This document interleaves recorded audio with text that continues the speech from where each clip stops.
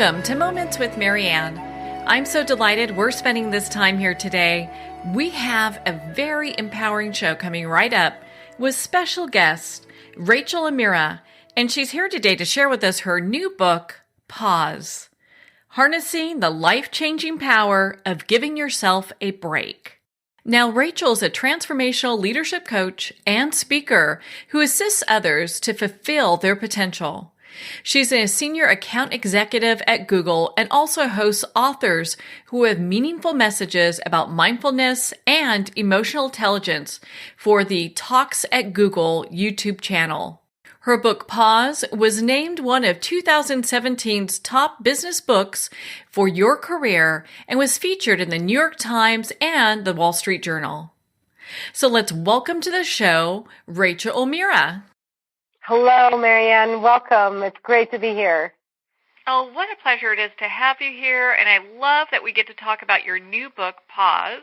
How exciting is that? Oh, my goodness. I know. I'm thrilled. I think it's one of those messages I hope it is timeless, so that even if it comes out today, something later on in whatever time period is something that you need to look into pausing, it's available and there for someone. Well, I would agree with you. It is, because it doesn't matter if we're looking at using pause for ourselves, our business. It's all kind of all together anyway, but it's something that I can pick this book up, and in 5 years, it's relevant. Yeah, I think that there is a factor that is speaking to that, where it is something of need in our always-on day and age, is probably we're all too familiar with. And I call a pause any intentional shift in behavior, too. So it doesn't have to be some type of practice like a mindfulness exercise or even meditation. It's really just your specific intention to do something different that allows you to shift in a way that aligns and helps you feel more satisfied and have more meaning in what you're doing. Well, how important is that? And, I'd love for you to share with our listeners your story, because that is a great example of using, if you like, pause at work. Yeah, I'm happy to share my story. So I'll take you back a few years where I was working in Google, where I work today. I was in a role where I was managing a team in client services. So it was a lot of operational type of day-to-day work. And for whatever reason, my role wasn't just going the way that I had planned. And I was the envy of all my friends. I looked like I had the best job on the planet.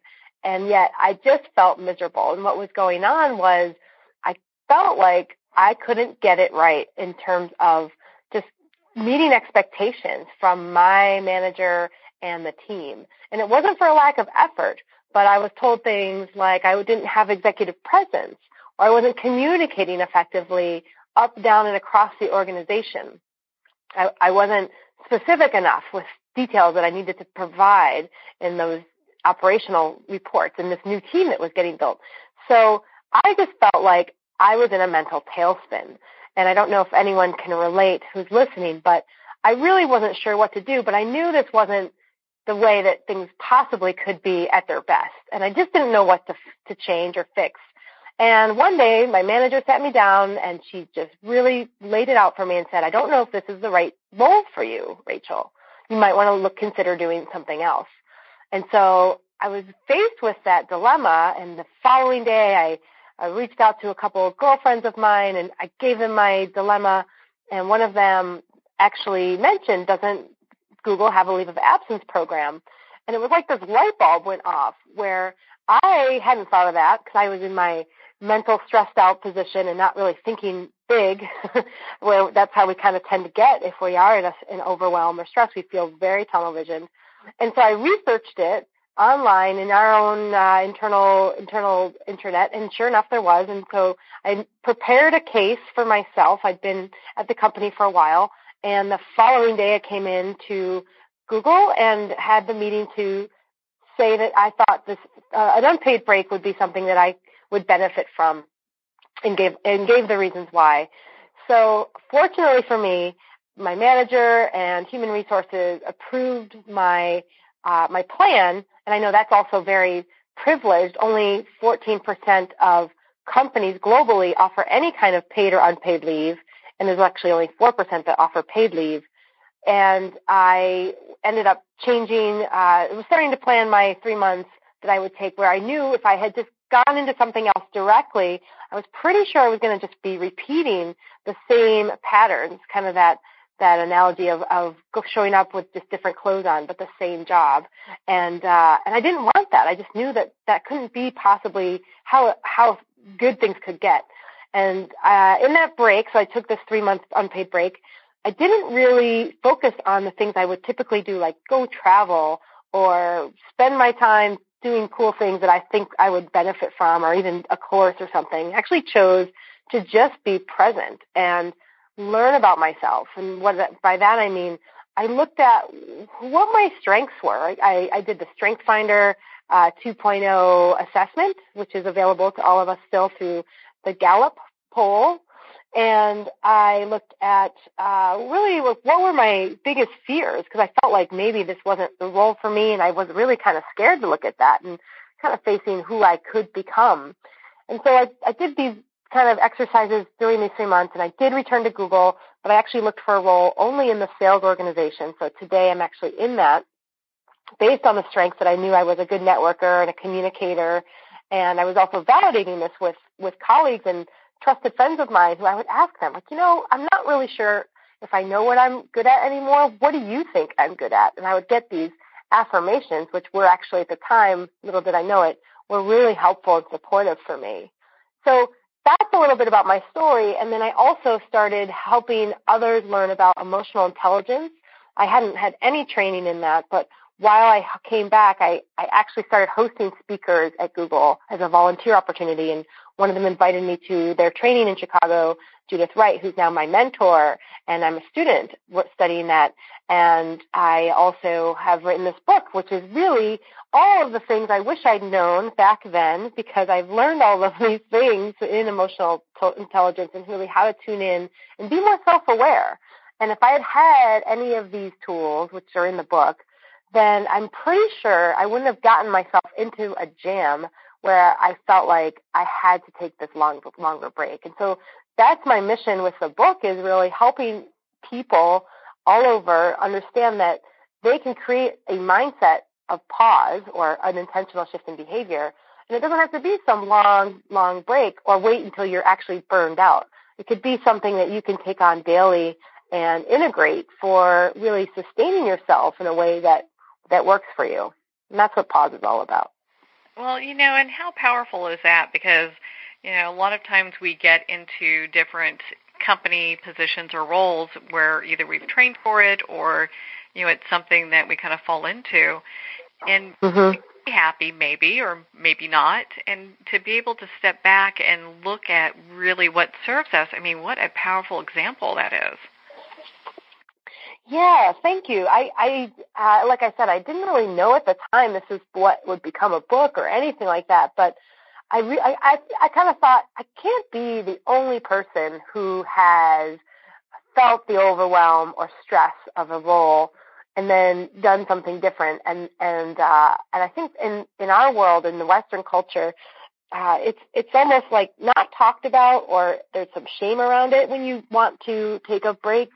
Almost as if you'll appear as a slacker, and that's actually a myth. We perceive that, but the reality is, because things are getting so connected and we're just always on, we need to build that into our days if we really want to be successful in the long term. That's like a big message of mine. Well, and you're right, because a lot of times people they end up getting burnt out, going, gosh, this is the wrong place for me, and, having to make some really drastic changes. Instead, they can be doing, they can read your book, pause, and they can look for those keys that will kind of help them be able to manage as they're going, so they don't get to a point where stress kind of overtakes everything. Exactly, and I actually have a chapter called The 5 Signs when you know you need a pause, and these all were signs that I had received, and they're just the starting point. And you may have one of them, or all 5 of them, or even your own unique ways where you're like, maybe I need a pause. And it, again, doesn't have to be a long break. Mine and it happened to be an extended pause, but it could be half of an afternoon on a Saturday that you take to think about something that's been on your mind. So it could be an hour. It could be not having your phone turned on at a dinner or a meal. I mean, these are daily device pauses, and there's all different kinds of that. And I'm happy to go through the signs if that's something of interest. Oh, of course, yes. I'd love for you to share with our listeners what those are so they can kind of, as we're going through this, decide, gosh, is this something I need to investigate more? And if so, getting the book Pause is a perfect way to start this new year. Yeah, exactly. So the 5 signs you know you need a pause, and you can go along with me as you listen if you want to just keep track of, give yourself a point for each one of these. So the first sign is you used to love your job and now you loathe it. And this could be for anything, from an entrepreneur to a part-time worker or a volunteer or anything. So there was this spark you used to have, and just right now it's not going so great, and you're almost dreading wanting to go. The second sign is that your boss tells you it's not working out. So this is an obvious one. It might not be a direct conversation, but it could be the proverbial pink slip, as I like to say, where maybe you get a hint from another colleague, or you actually get a hint from yourself and say, maybe this isn't what I want to do anymore. And you're just thinking about it. It's like you're exploring that question. The third sign is that you have a technology intervention, and this is a big one because you can give yourself the intervention, and you may think you're tethered to your device too much, whether it's a phone or a laptop or your emails or your social media, or maybe it's a loved one or someone where your relationship is at stake. It could be a family member, and pretty much there's all kinds of ways you can shift how you interact with technology, but pretty much if you're giving yourself the intervention or someone else, it's a good sign that potentially a pause is in order. That's a big one. So that's the third one. And then the fourth one is there is an opportunity arises. So there might be something that you're just having this itch to do. It could be a trip. It could be a passion project you've been putting off for years or any time period. Or it could be maybe starting something on the side that you just want to be exploring. Your curiosity has gotten to you, and there's an art project burning inside of you that's waiting to come out creativity-wise. Who knows? There's a whole list of those things. So that's the opportunity knocks. And then the last one is there's actually a challenge. And the challenge is, as you know, any adversity you might be facing. And a lot of times we love to muscle through this. I know for me personally, I'm a huge muscle through it kind of woman. I was a rowing champion. I lived in New York for 10 years. I feel like my whole bloodline and my blood is just like go, go, go. And I can do this if I just roll up my sleeves. And yes, to some extent that can work. But again, it's a long-term game. So if you're dealing with a loss or a huge health issue, whether it's you or someone you love, there are ways that you can deal with that require pausing, and it doesn't have to be interfering with a long-term thing like your job. I mean, these are things that you can take moment by moment any day and have. So those are the 5 signs. You used to love your job, now you loathe it. Your boss tells you it's not working out. You have a technology intervention. You have an opportunity that knocks or an adverse challenge. And so there's 5 there. If you tally those up in your mind, if you've got one of those, that's actually a sign that a pause could be in order. And if you have more than 3, 4, 5, then it's probably pretty important, and it's something to be thinking about and how you can align so that you just feel more satisfied and thrive in what you're doing every day. I think that's what we all are wanting. Yeah, because, I mean, you're so right, because we all want this fulfilled life, and and our work takes such a huge part of that, so if we're in a place where we're not feeling fulfilled, it can be just really difficult. And that's why I love Pause so much, because it kind of helps us get back on track with what we're looking to do with our life. And it's interesting, and this is one of the things I was really surprised by, because when people think of pause, they're probably going, well, I get sleep for like the full couple months if I take off of work. But you have guidelines for pause.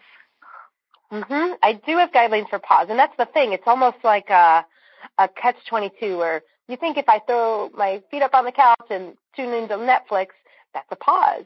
And yes, that is a pause to some extent. But again, a pause, as I define it, is any intentional shift in behavior. So if you are doing that on the couch, what's your intention? Are you recovering and resting? Is that to be feeling fulfilled after that? And it depends on your activity. Some things are kind of draining to watch or exhausting, and some are relaxing. But it's a bigger picture is that pause is a lifestyle and a mindset where you are curious. You're constantly putting on your growth mindset, like Carol Dweck, who is the author and researcher behind a book called Mindset. She's in the book. She's been a big influence of mine because I know without my growth mindset or beginner's mind, a lot of this I would just kind of brush off, just like we were saying. Like you might be listening and being like, I'll put my feet up on the couch or go to the beach. And those are good. But the thing is, if we're not really learning and growing, then we're not necessarily nourishing ourselves. And that's really what I think is behind a pause, is that you feel sustained and that you feel refreshed and renewed so that you do feel aligned. And to give you an idea, like that might be a risk that you take or a conversation you have with someone you care about that you may not have ventured into having. Maybe there was a fear of hurting someone's feelings or saying a truth that was a little bit scary to share. And those to me are a pause as well, because those are the things that move us forward in life that do bring us satisfaction. And there might be short-term things like the fear you feel or even pain or healing that has to happen. And that's okay because we're all human. But pausing is a way of being that is, I'm hoping, can be a movement where we really just come out of this world of always on and autopilot, because that's how we are as people. We have autopilot minds, and unconsciously our brains are thinking 90% plus time unconsciously, believe it or not. So if we can actually shift these behaviors moment by moment, then we're able to really shift how we are in the day, how we are thinking about things, how we are behaving and being with others, and you're also feeling good about it. Yeah. Don't we need more of that? My goodness. Because, I mean, we look at it, I mean, we really are a society when we talk with just about everybody.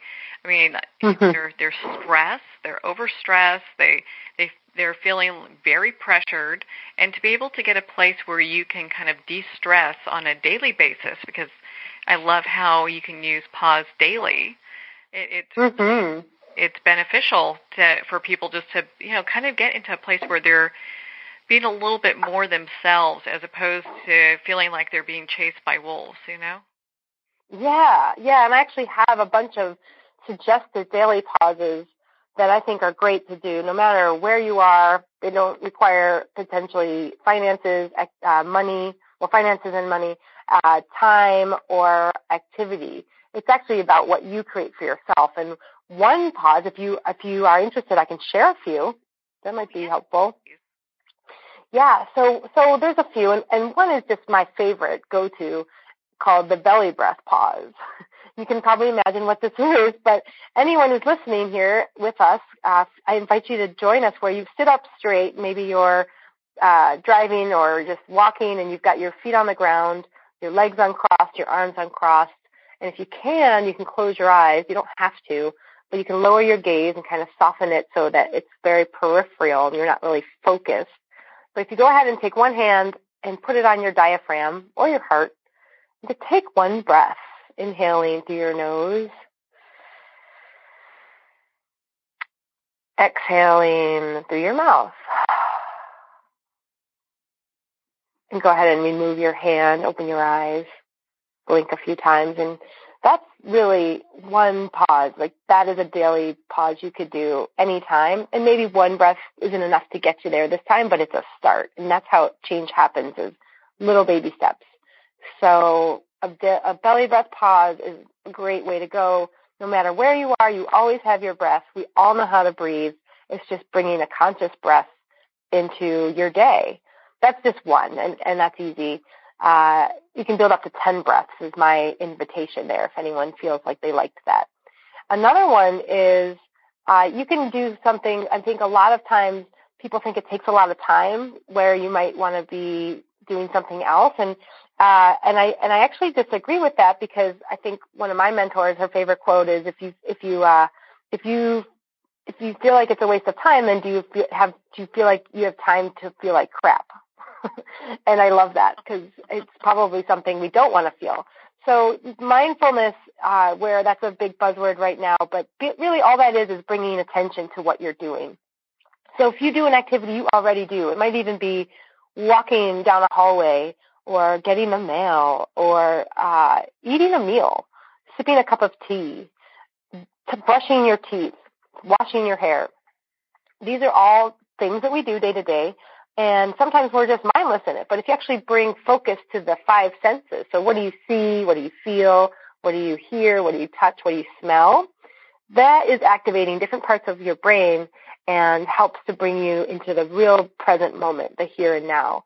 And so I invite you to, next time you brush your teeth, maybe tonight, the way it feels, the bristles on your teeth and the bubbles and the foam, and how is that? And that's just all you need to do is take a minute for that. Walking in nature is so important, and that is an intentional shift in behavior. And it might just be around the block or down the street, the block from the train station to your apartment or to work. That's a really big one too. So outdoor pausing is a great way to go, and we all can identify with why it matters to be outdoors and just getting away from maybe a routine that makes us feel a little stuck sometimes. So those are just a couple examples, and I have a whole bunch of other ones that are in the book, and ways to just be thinking about it. And there's no wrong way to do this either. So it's about coming up with what works for you and experimenting with a few of these so that you can try a few on, see which ones stick, which ones you like, and build them from there. And gratitude practice is another one, and journaling. All of these are really, really positive, powerful ways to pause. That's a lot of P's. Yeah. Well, and I know we're briefly covering this. I mean, you go into such great detail in your book in regards to the different ways that we can go ahead and pause and how we can implement those in our life. One of the questions I have, I think I have time for one or two more questions here, is, when we do the pause, do we have to have a goal, or is it something that is kind of open-ended? I love that. So when you pause, I don't think you need to have a goal. I think the intention is more important, and I would just call the intention, like, how do you want to be after this pause, whether it's a breath or the afternoon, and think about your state. And I would invite you to think about that instead. So it doesn't have, because what happens is when we get thought and caught up in the goals, our thinking brains go crazy. They love it. It's like this constant feed of information and data, and you're thinking about things, and then it leads to another thought, and you're thinking again. And the next thing you know is you've kind of lost the whole purpose of being present, right? So instead of goals, it's easy to get sidetracked on that. You can actually just name a feeling. This is a really good tool as well. And where I study at the Wright Foundation, we have 5 primary emotions. So there's fear, joy, sadness, anger, and then the 5th one is hurt. Fear, joy, sadness, anger, hurt. And there's other schools of thought that have maybe a slightly different variation there. But if you just name one of those feelings when you do pause, whether it's a breath or something else, it's a great way to drop into your body and get present. And then you can think about your intention. Like, how do I want to be? I want to feel refreshed. I want to feel here. I don't want to feel in my head and in this stressed out zone anymore. It's just a powerful way to shift. And I always say, for pausing, think about it like the broad brush strokes, like when you're painting on a canvas, you're just putting a brush stroke on there, a big swath of blue or something, and you're not putting in all of the fine pencil line details. You don't have to have it all figured out. And that's kind of the magic of pausing as well, because if we plan and overplan things, that tends to kind of not have as much impact as it could if we just choose to be and see where it takes us. Well, and sometimes people, I mean, I've done it myself, we can kind of get stuck in the planning, Oh, yeah. And then there's the whole, it can lead into the analysis paralysis with just all kinds of things coming at you. And then we're just right back where we were. so that's part of the magic of pausing to me, is not having a plan. And I talk about this in the book because in my pause, I didn't know if I was coming back to Google. I mean, mine was an extended one, but I had no idea what was going to happen. And I was in this unknown. And that's also, I think, a way a pause works, is you're in this unknown. And like, even take an example where you've lost a job, or you're in a transition between jobs. You may not have even lost it, but you're just looking for a role, coming back to work or something like that. That is a state of the unknown, and theoretically, in my eyes, it's a pause. It's an intentional shift in behavior. But we don't know necessarily what's on the other side of that. So it's about being with yourself, that self-awareness, maybe naming a feeling, and trusting that you're okay, and trust that you may not have it all figured out, and that's all right. And it's actually probably better you don't have it figured out, which means possibilities can happen, and opportunities can emerge if you stay open and curious in that growth mindset. And if you have the intention, setting the boundaries and the rules, and this is part of what you were talking about earlier. So maybe you make some rules up in that longer pause, and you say, I reach out to 5 people a day. I'm going to call 5 colleagues and make 5 connections so that I can move forward in my job search. And that's 5 is probably pretty low. You could start with 5. You could start with 1, and you build it up. And rules and boundaries like that are really critical as well to creating structure for longer pauses. But like I said, you don't have to have it all figured out, and it's actually better if you don't.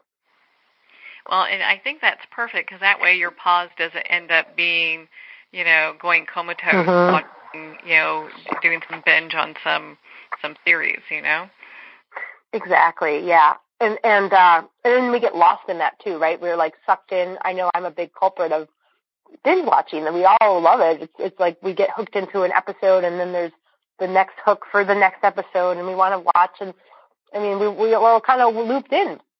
So it's really important to consciously even pause from that, just get up and get a glass of water or something, because it's just easy to get in those, I'll call it a Netflix trance. Yeah, that's not necessarily the same as a pause. Yeah. Yeah, that's kind of checking out, really. Well, as opposed to being mindful in regards to where you are, Yeah, and that's a key difference, I think, in kind of what you're saying is being conscious and aware. So this is all about your own self-awareness. So that's the beauty of intentional shift in behavior or pause, is that you're bringing a new way of thinking and being to whatever you're doing. So you're in this conscious or aware world that may have historically not have existed for you, or you just really weren't tuned in. And it's like a dial. Like you can dial it up when you want it more, and just remember to do it more. But it's not easy, and we like to not do that all the time. So it's about striking what works for you as well. But it's the place to start and know you can create what you want, but it takes that conscious effort. Well, Rachael, we're at the start of a new year, and we've got 2 days before the new year starts. What do you want readers to take away from your book, or what are your thoughts in regards to how to use this book for the new year? Yeah, I know. The new year is such a great, I want to say, segue into the new you and thinking about who you can become. And I think we all do this as an annual cycle shows up again. And so for what I would hope is that you who can see that there's maybe different things ahead of you. There's possibilities out there for you. Maybe you don't know how to get them. Maybe there's desires and deeper things that you're desiring and wanting, but you just don't really know how to get there. And so to me, the tool to get there is to pause. And again, it's an intentional shift in behavior. So if you ask yourself, this coming year, even January, what do I want to be different? What would I want to change? You could even start with a challenge. What's my biggest challenge right now, or what's my block? And then you can spend and dedicate some time, i.e. a pause, towards just being with that, being in the inquiry of it, maybe journaling about it, maybe thinking about it, and just sitting with it. And know that you don't have to have the answers, but if you allow yourself to kind of sit with it, that those things tend to emerge. You might start feeling things a little differently or get new ideas. because if we rush into solutions, sometimes we miss some things that are there. So I think a pause is such a great way to have new possibilities, especially in the new year as we're in this creative time of what do we want? How do we want things to be different? And what do I want my year to look like? And then it can be a practice too. So it's a tool and it's also a practice. So how can you build in a pause mindset for yourself? Meaning, is there a way you'd want to pause daily? And it might be not eating lunch at your desk. I mean, this is one I've had for a few years now. But start small. Start with the little things, because that's how change is made. And go for that, and then use the pause as a time to be and reflect. And know that that's in service to your doing. And you're not a slacker, but you're knowing there's more out there for you, and the pause is an option for you to get there. I think that's fabulous advice. And going, where can people connect with you? And do you offer any type of coaching or one-on-one for people that want to get a jump start? Yeah, I do. So I do have a website, RachaelO'Meara.com. I also have a podcast called The Pausecast, and I offer a free gift. So if you are interested, I'm offering some spots. I've opened up my calendar for a 30-minute Pause and Thrive breakthrough session. So Pause and Thrive is a way that I like to think about what could be different for you. And if you go to my website, RachaelO'Meara.com, and you'll be able to click on the link that says schedule a Pause and Thrive session, which is on the coaching page. And I do offer coaching. I have a course called Thrive, Lead, and Succeed, which is a great course, which will be starting in a few months. And you can learn more about that, too, when we talk.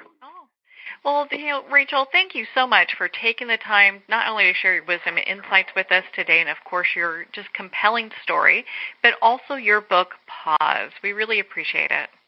Well, thank you, Marianne. It was wonderful to be here, and I am so excited to share my message, especially as our year winds down and we think about what could be different. Thank you. Well, thank you so much, Rachael. It has been such an honor to spend this time with you, and of course, to talk about your new book, Pause, Harnessing the Life-Changing Power of Giving Yourself a Break. Again, if you'd like to connect with Rachael, you can at her website, RachaelO'Meara.com. We'll have the link below, and make sure to be part of her community. Well, we're at the end of our time today. I would like to thank everyone for tuning in. You're listening to Moments with Marianne. And remember, make every moment count.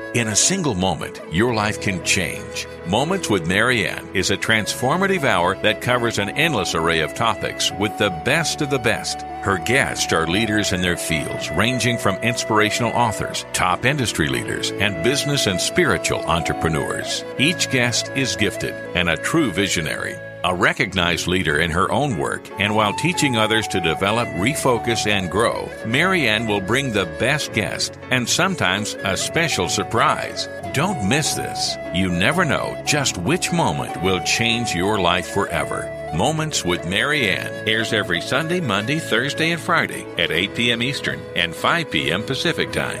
Make sure to tune in and visit momentswithmarianne.com for more information.